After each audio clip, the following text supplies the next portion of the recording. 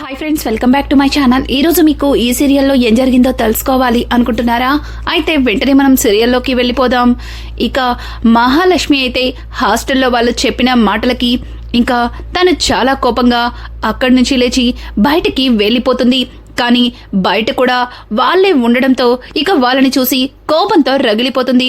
ఇక అందులో ఒక అమ్మాయి, చూడు మహాలక్ష్మి, ఈ రోజుల్లో అబ్బాయిలు జస్ట్ టైం పాస్ చేసి వేరే అమ్మాయితో తిరుగుతారు, కానీ నీకోసమే అంతలా పరితపించే ఆ అబ్బాయి గురించి నువ్వెందుకిలా ఆలోచిస్తున్నావో మాకైతే అర్థం కావట్లేదు.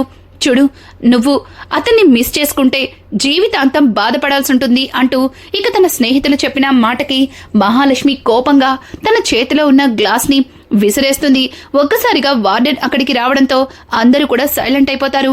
ఏమైంది ఏమైంది అని అడుగుతుంటే, సారీ మేడం, చేయి జారి కింద పడిపోయింది అంటూ మహాలక్ష్మి సర్ది చెప్పి అక్కడి నుంచి ఇక తన రూమ్లోకి వెళ్ళిపోతుంది. ఇక మహాలక్ష్మి పడుకుని జరిగిందంతా గుర్తు చేసుకుంటుంది. మొదటి నుంచి చక్రికి తనకి పెళ్ళైంది, అలాగే చక్రి తన మెడలో ఏ రకంగా తాళి కట్టింది, అలాగే చక్రి ఇంటికి రావడం, అక్కడ వాళ్ళందరూ చూపించే అభిమానం, ఇక చక్రి తన మీద చూపించే కేరింగ్ అన్నీ గుర్తు చేసుకుంటూ అలానే నిద్రపోతుంది. ఇక ఉదయాన్నే కన్నా అయితే జ్వరంతో ఇబ్బంది పడ్డంతో ఇక కన్నాని చూసిన మాధవ ఇక కన్నాని చూసుకుంటాను అనడంతో చక్రి అయితే నేను చూసుకుంటాను అంటూ ఇక మాధవతో చెప్తాడు. మాధవ అయితే చక్రి మీద నమ్మకంతో అక్కడి నుంచి తన పనిలోకైతే వెళ్ళిపోతాడు. కానీ చక్రి మాత్రం కన్నాని పట్టించుకోకుండా తను ఎప్పట్లాగానే బయటికి వెళ్ళిపోతాడు. ఇక సాయంత్రం ఇంటికి వచ్చేసరికి కన్నా ఒంటరిగా కనిపించడంతో మాధవకి చాలా కోపం వస్తుంది.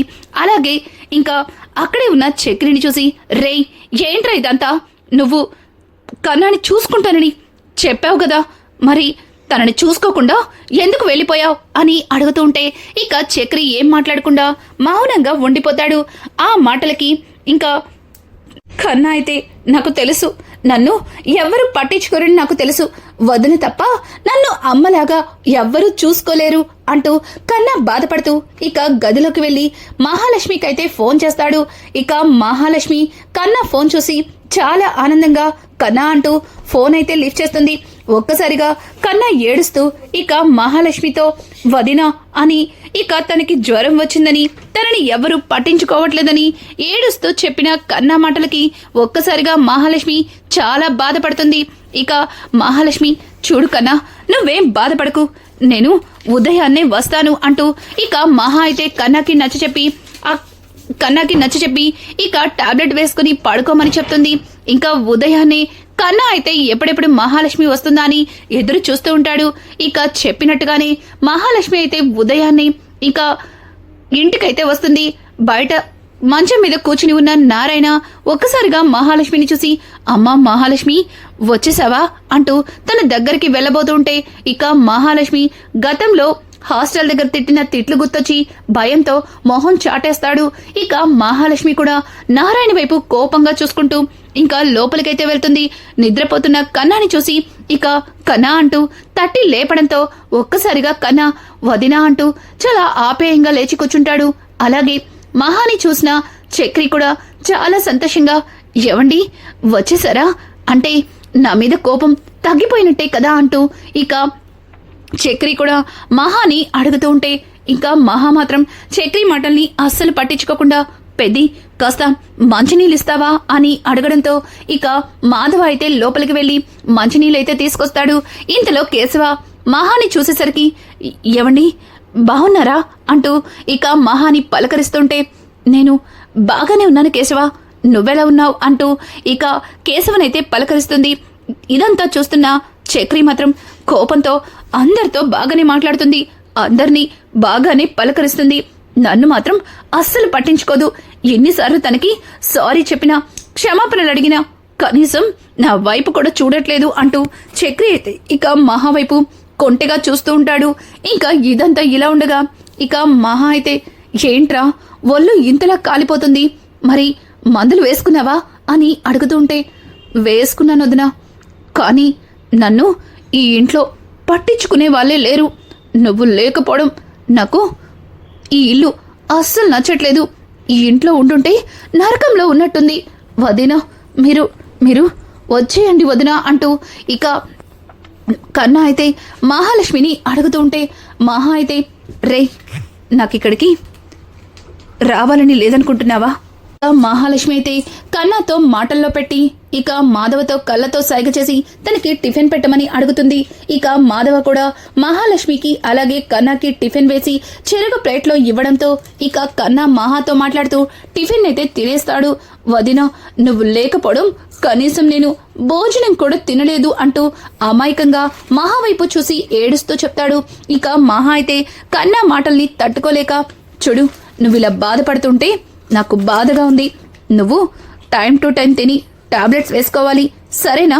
అలా అయితేనే నేను నీతో మాట్లాడతాను అంటూ ఇక మహా అయితే కన్నాకి నచ్చచెప్పి పెద్ది నాకు ఆఫీస్కి టైం అవుతుంది నేను ఇక బయలుదేరతాను అంటూ లేవబోతూ ఉంటే ఇక మాధవ అయితే అమ్మ మహా నువ్వు వచ్చేసరికి కన్నా తిన్నాడు, లేకపోతే వాడు పస్తులు పడుకునేవాడు, నీ మీద బాగా బెంగ పెట్టుకున్నాడు అంటూ ఇక మాధవ మాట్లాడుతూ ఉంటే వాళ్ళ మాటలకి మహాలక్ష్మి కూడా కాస్త ఫీల్ అవుతుంది. కానీ ఏం మాట్లాడలేక మౌనంగా ఉండిపోతుంది. ఇక మాధవ ఆగమ్మ బస్టాప్ దాకా నేను డ్రాప్ చేస్తాను అంటూ లోపలికి వెళ్లి డ్రెస్ మార్చుకోబోతుంటే ఇక అక్కడే ఉన్న చక్రి మాధవ దగ్గరికి వెళ్ళి అన్నా తనని నేను దింపుతానన్నా ప్లీజ్ అన్నా అని అంటుంటే ఇక మాధవ కోపంగా చక్రి వైపు చూస్తూ రే వద్దురా నువ్వంటేనే తను చిరాకు పడుతుంది, ఇప్పుడు నిన్ను డ్రాప్ చేయమని చెప్తే తనకి నా మీద కూడా కోపం వస్తుంది అని అంటుంటే అన్నా ఆ కోపాన్ని పోగొట్టడానికే కదన్నా నేను తనని డ్రాప్ చేస్తానని చెప్పింది, ఎందుకన్నా నువ్వు ఇలా మాట్లాడుతున్నావంటూ ఇక చక్రి అయితే ఎలా అయినా సరే మాధవని ఒప్పించడంతో ఇక మాధవ మహా దగ్గరకు వచ్చి అమ్మ మహాలక్ష్మి వాడు అటువైపే వెళ్తున్నాడట, నిన్ను బస్టాప్లో డ్రాప్ చేసి వెళ్తాడు అని చెప్పడంతో ఒక్కసారిగా ఇక మహాలక్ష్మి అయితే ఏం అక్కర్లేదులే పెద్ది నేను ఒక్కదాన్నే వెళ్ళిపోతాను అని అంటుంటే ఇక అక్కడే ఉన్న కేశవ ఏమండి వాడు అక్కడి దాకా డ్రాప్ చేస్తాడులేండి పర్వాలేదు అంటూ ఇక మహాకి కేశవ కూడా నచ్చ చెప్పడంతో మహాలక్ష్మి మౌనంగా ఉండిపోతుంది. కానీ చక్రితో వెళ్ళడం ఇష్టం లేక అక్కడి నుంచి చాలా ఫాస్ట్గా ఇక బయటకైతే వచ్చేస్తుంది. బయట కూర్చుని ఉన్న నారాయణ వైపు చూసి ఇక కోపంగా తల పక్క తిప్పుకుంటుంది. నారాయణ అమ్మో నన్ను అమ్మోరులా చూస్తుంది, మాట్లాడితే మింగేసేలా ఉంది అంటూ ఇక నారాయణ భయపడుతూ మహా వైపు అయితే చూస్తాడు. ఇక మహాలక్ష్మి వెళుతూ ఉంటే ఇక చక్రి మహా వెంటే నడుస్తూ ఉంటాడు. ఇక మహాలక్ష్మి కొంత దూరం వెళ్ళిన తర్వాత మిమ్మల్ని నాతో రావద్దని చెప్పాను కదా, ఎందుకు నాతో వచ్చి నన్ను విసిగిస్తున్నారు అంటూ ఇక చక్రిని అడుగుతుంటే ఏమండి ఇది మరీ బాగుంది, నేను నా దారిని నేను వెళ్తున్నాను, మీ దారిని మీరు వెళ్తున్నారు, అయినా ఈ రోడ్డు ఏమన్నా మీ నాన్న వేసాడా ఏంటి, ఇది గవర్నమెంట్ రోడ్ అండి అంటూ ఇక మాట్లాడుతూ ఉంటే ఒక్కసారిగా మహాలక్ష్మి ఏంటి అంటూ ఇక చక్రి వైపు కోపంగా చూస్తుంది. ఒక్కసారిగా చక్రి నోరు జారి నోటికొచ్చినట్టంతా వాగాను, ఏమండి నేను నార్మల్గానే అన్నానండి, ఇదేమీ మీ నాన్న వేసింది కాదు అని మీరు మరి అంత దూరం వెళ్ళిపోతున్నారు అంటూ ఇక చక్రి మళ్ళీ మహాలక్ష్మికి ఎక్స్ప్లెయిన్ చేస్తుంటే అప్పుడే వాళ్ళ బజార్లో ఉన్న ఒక ఆవిడ అట్నుంచి వెళ్తూ ఇక మహాని చూస్తూ ఏంటమ్మా నువ్వు ఇంటి నుంచి వెళ్ళిపోయావని విన్నాను, మళ్ళీ తిరిగి వచ్చేసావా అంటూ తనైతే ఇక మహాని అడగడంతో ఒక్కసారిగా చక్రి ఎంతసేపు ఎవరింట్లో ఎవరున్నారు, ఎవరు ఎలా గొడవ పడ్డారు వీటి గురించి మాట్లాడుకోవడమేనా, ముందు మీ ఇంట్లో సంగతులు చూసుకోండి వెళ్ళు అని అంటుంటే అమ్మో నువ్వున్నావన్న సంగతి మర్చిపోయాను, ఎక్కువ మాట్లాడితే నా కూతురునిచ్చి పెళ్లి చేయమని అడుగుతావు ఎందుకొచ్చింది అంటూ తను అక్కడి నుంచి వెళ్ళిపోవడంతో ఒక్కసారిగా మహాలక్ష్మి ఇంకా చక్రి వైపు కోపంగా చూస్తూ ఏంటి వాళ్ళమ్మాయినిచ్చి నీకు పెళ్లి చేయాలా అని అడగడంతో మరి లేకపోతే ఏం చేయమంటారండి, ఆవిడ నిన్న రోడ్డు మీద పట్టుకుని ఎన్నేసి మాటలనిందో తెలుసా అంటూ ఇక చక్రి అయితే మహాతో మాట్లాడుతూ ఉంటే మహా ఇక చక్రి మాటలకి మౌనంగా ఉండిపోతుంది. అక్కడి నుంచి ఇంకాస్త ముందుకెళ్లేసరికి ఇంకొంతమంది మగవాళ్ళైతే ఏంట్రా చక్రి మీ ఆవిడ వెళ్ళిపోయిందని అందరూ మాట్లాడుకుంటుంటే నిజమనుకున్నావు, కానీ తిరిగి వచ్చేసిందిరా, ఎంతైనా నువ్వు తెలివైన వాడివి, మీ అత్త పెట్టిన శాపం నిజమైందేమోనని మేం కూడా అనుకున్నామంటూ వాళ్ళు కూడా ఇక చక్రితో మాట్లాడుతుంటే వాళ్ళకి కూడా చక్రి నోరు మూయించేలాగా సమాధానం చెప్పి అక్కడి నుంచి పంపించేస్తాడు. ఇక ఇదంతా వింటున్న మహాలక్ష్మి కాస్త గిల్టీగా ఫీల్ అవుతుంది. కొంత దూరం వెళ్ళిన తర్వాత మరికొంతమంది ఆడవాళ్ళు ఇక చక్రిని మహాని చూసి, ఎరా చక్రి, నీ పెళ్ళం మళ్ళీ తిరిగొచ్చేసిందా? మీ అత్త పెట్టిన శాపం నిజమైందేమో అనుకున్నాంరా. మీ ఇంట్లో ఎట్లాంటి ఆడవాళ్ళొచ్చినా అస్సలు ఉండరని అనుకున్నాను. కానీ నువ్వు గట్టోడు వేరోయ్. మీ అత్త మాటని, మీ అత్త పెట్టిన శాపాన్ని తగలకుండా అమ్మాయిని బాగానే మేనేజ్ చేసావురా అంటూ ఇక ఆడవాళ్ళందరూ కూడా చక్రితో మాట్లాడుతూ ఉంటే ఒక్కసారిగా చక్రి కోపంగా, ముందు మీ ఇంట్లో మగుళ్ళు మీతో కాకుండా పక్కింటోళ్ళతో మాట్లాడుతున్నారో లేదో దాన్ని గమనించుకోకండి. ఇంట్లో విషయాలు వదిలేసి ఇలా పక్కనాల గురించి మాట్లాడుకోవడానికి మీకు సిగ్గు లేదా అంటూ చక్రి కూడా వాళ్ళకి 4 చీవాట్లు పెట్టి ఇక మహా వెనక పరుగులు తీస్తాడు.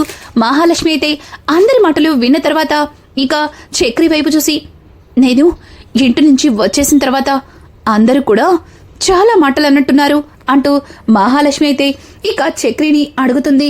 చక్రి, మరి అనరా అండి, ఇప్పటికే మా అత్త పెట్టిన శాపం వల్ల మా ఇంట్లో ఆడవాళ్ళు ఉండరని అందరూ చెప్పుకునేవారు. కానీ మీరొచ్చిన తర్వాత అందరూ ఆ శాపం గురించి మర్చిపోయారు. మళ్ళీ మా ఇంటి వైపు వేలెత్తి చూపించే వాళ్ళు లేరని ఎంతగానో మురిసిపోయాం. కానీ మీరేమో నేను చేసిన చిన్న పొరపాటుకి నన్నేదో నేరాలో ఘోరాలో చేసి హత్య చేసిన వాళ్ళలాగా చూసి ఇంట్లో నుంచి వెళ్ళిపోయారు. చూడండి, నేనేమీ మీ గదిలోకి కావాలని రాలేదు. నేను నా ప్రమేయం లేకుండా అడుగు పెట్టాను. కానీ మిమ్మల్ని దురుద్దేశంతో చూడలేదు. చూడండి, ఒకవేళ మీ విషయంలో నేను తప్పుగా ప్రవర్తించాలి అనుకుంటే మీరు నాతో పాటు నన్ను నమ్మి బయటకు వచ్చిన రోజే నేను ఏదైనా చేసుండొచ్చు. చూడండి, మీరు అనవసరంగా నా మీద లేనిపోని అనుమానాలు పెట్టుకున్నారు అంటూ ఇక చక్రి మాట్లాడుతూ మహాకి సారీ చెప్తుంటే మహా చక్రి వైపు చూడకుండా, చూడండి, మీరెన్నిసార్లు నాకు సారీ చెప్పాలనుకున్నా మీ సారీని మాత్రం నేను అస్సలు యాక్సెప్ట్ చేయను అంటూ ఇక మహా అయితే అటు నుంచి వస్తున్న ఆటో ఎక్కేసి అక్కడి నుంచి వెళ్ళిపోతుంది. ఇక చక్రి మహాలక్ష్మి అలా వెళ్ళిపోవడంతో, అమ్మో, ఈవిడ మనసు మరి ఇంత బండరాయా? ఈవిడ్ని ఎంతలా కరిగించాలనుకున్నా కరగటం లేదు. రే చక్రిగా, ఇక ఈవిడ మనసుని ఎప్పుడు మార్చాలో ఏంటో అంటూ ఇక చక్రి తన మనసులో అనుకుంటాడు. ఇది ఇలా ఉండగా ఇక్కడ చూస్తే కేశవ అయితే ఇక ఎప్పుడెప్పుడు శైలు వస్తుందా అని ఎదురు చూస్తూ ఉంటాడు.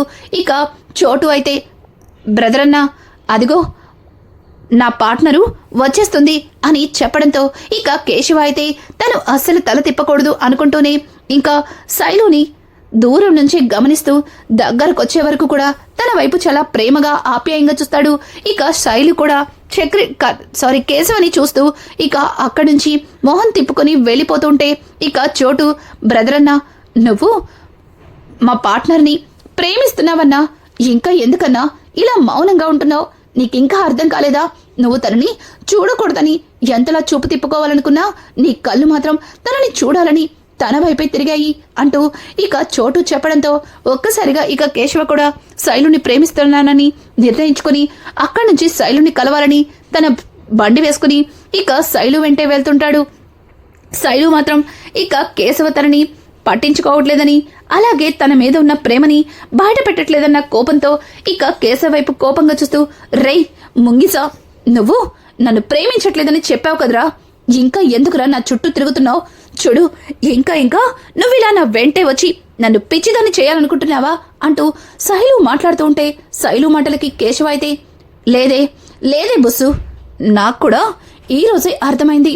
నేను పోయి ఈ బుస్సుని ప్రేమించానేంటా అని అంటూ ఇక కేశవ కూడా ఆవేశంగా మాట్లాడుతున్నట్టే ఇక తనని ప్రేమిస్తున్న సంగతి బయట పెట్టేస్తాడు.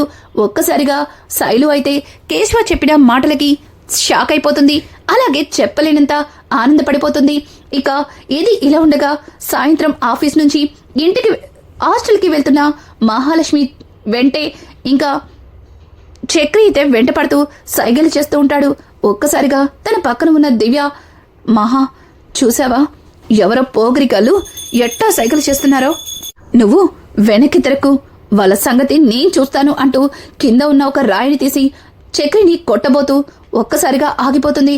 ఏమండి, నేనండి అంటూ ఇక చక్రి అయితే దివ్యతో చెబుతూ ఉంటే, దివ్య, మహా తను మీ రిలేటెడ్, తను నీకోసమే వచ్చినట్టున్నాడు అని చెప్పడంతో ఇక దివ్య మాటలకి మహా ఒక్కసారిగా వెనక్కి తిరిగి చూస్తుంది. ఇక చక్రిని చూసి మహాలక్ష్మి ఇప్పుడే 2 మినిట్స్ అంటూ ఇక చక్రి దగ్గరికి వెళ్తుంది. అసలు ఎన్నిసార్లు చెప్పాలి, ఎందుకు పదే పదే నా చుట్టూనే తిరుగుతున్నావు? చూడు, నీతో మాట్లాడడం, నిన్ను చూడడం నాకు ఇష్టం లేదని చెప్పాను కదా అంటూ ఇక మహా అయితే చక్రిని తిడుతూ ఉంటే చక్రి మాత్రం అదేది పట్టనట్టుగా, ఏవండి, నేను మీ చుట్టూ తిరగడానికి కారణం కేవలం మీకు క్షమాపణ చెప్పడానికి, అంతేగాని ఇలా ఇలా మీతో మాటలు పడ్డానికి కాదు. అయినా ఏంటండి మీరు, నేనేదో మీ ఆస్తులు అడిగినట్టు, అలాగే మిమ్మల్ని టార్చర్ పెట్టినట్టు ఇలా మాట్లాడుతున్నారు. నేను కేవలం మీ నుంచి నన్ను క్షమించమని అన్న మాట తప్ప నేనేమన్నా మీ నుంచి ఆశించానా? మీకోసం కన్నాగడికి జ్వరం వచ్చేసింది. ఇక మాధవన్నయ్య నా మోహన్ చూస్తేనే చిరాకు పడుతున్నాడు. ఇక ఆ నారాయణ ఇక చెప్పనక్కర్లేదు. చూడండి, మీరు ఇలా హాస్టల్లో ఉండి ఇబ్బంది పడకంటే మళ్ళీ మీరు బృందావనానికి వచ్చేయచ్చు కదా. చూడండి, మీకోసం నేను కావాలంటే నారాయణ దగ్గర పడుకుంటాను. ఇక ఇంట్లో కూడా అడుగు పెట్టను. చెప్తున్నాను కదా, నా మాట వినండి అంటూ ఇక మహాలక్ష్మిని ఎలాగైనా కన్విన్స్ చేయడం కోసం చక్రి అయితే పిచ్చివాళ్లాగా వాగుతూనే ఉంటాడు. ఇక మహాలక్ష్మికి చక్రి మాటలకి, చక్రి చేస్తున్న ప్రవర్తనకి గట్టిగా నవ్వొచ్చేసి గట్టిగా నవ్వేస్తుంది. ఒక్కసారిగా మహా నవ్వడంతో చక్రి చాలా ఆనందపడుతూ, ఏవండి, మీరు నవ్వేశారు అంటే నన్ను క్షమించినట్టే కదా అంటూ ఇక మహాని అడుగుతూ ఉంటే, క్షమించాను, ఇక ఇప్పటికైనా నా వెంట పడ్డం మానేస్తారా అంటూ ఇక మహా అడగడంతో దానికి చక్రి, అదేంటండి అలా మాట్లాడుతున్నారు? మీరు హాస్టల్లో ఉన్నప్పుడు మీ గురించి పట్టించుకోవాల్సిన బాధ్యత నాదే కదా అంటూ ఇక చక్రి మాట్లాడుతుంటే, ఏంటి అంటూ చాలా కోపంగా మహాలక్ష్మి అయితే చక్రిని అడుగుతుంటే, ఏమండి, అపార్థం చేసుకోకండి, నేను మిమ్మల్ని మీ ఇంటి నుంచి బయటికి తీసుకొచ్చాను. మీరు నన్ను నమ్మే కదా నాతో వచ్చారు. మరి నేను మిమ్మల్ని జాగ్రత్తగా చూసుకోవాలి కదా అంటూ ఇక చక్రి కూడా ఏదేదో చెబుతుంటే ఇక మహాలక్ష్మి, చాలు సరేలే, నేను ఇక మీ విషయంలో ఎటువంటి కోపాన్ని చూపించను. ఇక నా చుట్టూ తిరగడం మానేయండి. ఇప్పటికే చూసే వాళ్ళందరూ కూడా మన ఇద్దరి మధ్యలో ఏదో ఉందని చెప్పుకుంటున్నారు అంటూ ఇక మహాలక్ష్మి అయితే నవ్వుకుంటూ దివ్యతో వెళ్ళిపోతుంది.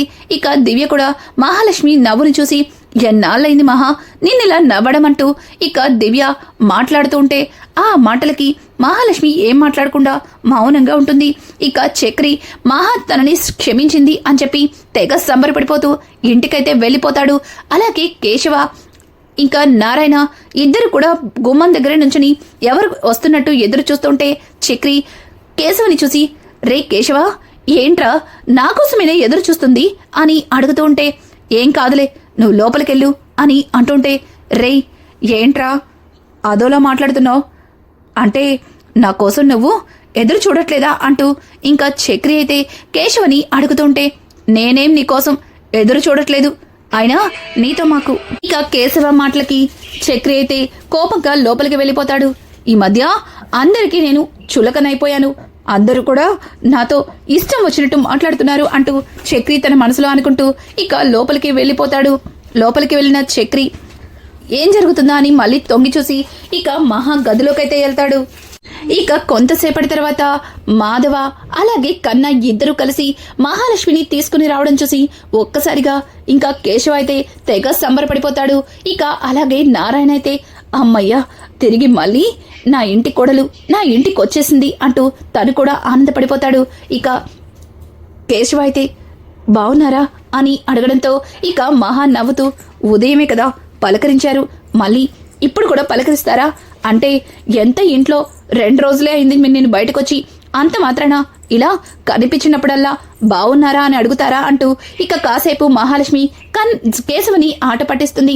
ఇక కన్నా అయితే, అన్నా వదనకి హారతిచ్చి లోపలికి తీసుకెళ్దామన్నా అంటుంటే ఇక మహా వాళ్ళ వైపు చూస్తూ, ఏం అక్కర్లేదు, నేనేమి కొత్తగా రాలేదు కదా, నేను ఇంటి నుంచి వెళ్ళి 2 రోజులే అయ్యింది, ఈ 2 రోజులకే నాకు మీరు హారతులిచ్చి మర్యాదలు చేయనక్కర్లేదు, ఏం కాదులే పదండి అంటూ ఇక మహా అయితే లోపలికి వెళ్తుంది. ఇక మహా లోపలికి వెళ్ళి తన గదిని చూడబోతుంటే ఒక్కసారిగా కేశవ, ఎవండి ఆ గది శుభ్రం చేయలేదండి అని అంటుంటే ఏం కాదులే నేను శుభ్రం చేసుకుంటాను అంటూ తలుపులు తీసి లోపలికి వెళ్లడంతో మంచం మీద కాలు మీద కాలేసుకుని మరి పడుకుని ఇక చక్రి అయితే ఫోన్లో సాంగ్స్ వింటూ తెగ ఆనందపడిపోతుంటాడు. ఒక్కసారిగా మహాని చూసి షాక్ అవుతూ పైకి లేస్తాడు. ఇదంతా నా ఊహ, తనెందుకు ఇక్కడికి వస్తుంది అంటూ మళ్ళీ కళ్ళు మూసుకోగానే మహాలక్ష్మి హలో అని గట్టిగా పిలుస్తుంది. ఒక్కసారిగా చక్రి పైకి లేచి నిజంగానే వచ్చారా మీరు అంటూ ఇక మహా దగ్గరికి రాబోతుంటే మహా ఏంటి నా గదిలో నా బెడ్ మీద మీరేంటి అని అంటుంటే ఒక్కసారిగా చక్రి అంటే మీరు నిజంగానే వచ్చారా అంటూ మళ్ళీ మహాలక్ష్మి అడుగుతుంటే ఇంకా లోపలికి వచ్చిన కన్నా అన్నయ్య వదిన ఇక ఎక్కడికి వెళ్ళదు, ఇక్కడే ఉంటుంది, నువ్వు బయటికెళ్ళు అని అంటుంటే ఒక్కసారిగా చక్రి ఇంకా మైకం కమ్మినట్టు మంచం మీద పడిపోతాడు. ఇంకా చక్రిని అలా చూసి మహాలక్ష్మి ఏమైంది అన్నట్టుగా అడుగుతుంటే సారీ అండి, సారీ, మళ్ళీ మీరు ఈ ఇంటి గడపే ఎక్కనని చెప్పినా మీరు మళ్ళీ వచ్చారు అంటే నాకు కాస్త కళ్ళు తిరిగినట్టుగా అనిపించింది అంటూ చక్రి మాట్లాడుతూ చాలా సంతోషంగా థ్యాంక్ యూ మేడం, నేను చేసిన తప్పుకి నన్ను క్షమించి తిరిగి మళ్ళీ ఇంటికి వచ్చినందుకు నాకు చెప్పలేనంత సంతోషంగా ఉంది అంటూ ఇక చక్రి మాట్లాడుతూ అక్కడి నుంచి ఇక బయటకైతే వెళ్ళిపోతాడు. రానున్న ఎపిసోడ్స్ లో ఇక మహాలక్ష్మి మనసులో చక్రి స్థానాన్ని సంపాదించుకుంటాడా, ఇక చక్రిని మహాలక్ష్మి భర్తగా అంగీకరిస్తుందా? ఇలాంటి లేటెస్ట్ ఎపిసోడ్స్ మీకు మరిన్ని కావాలి అనుకుంటే మా ఛానల్ ని సబ్స్క్రైబ్ చేసుకోవడం మాత్రం మర్చిపోకండి. Thanks for watching. Hi friends, welcome back to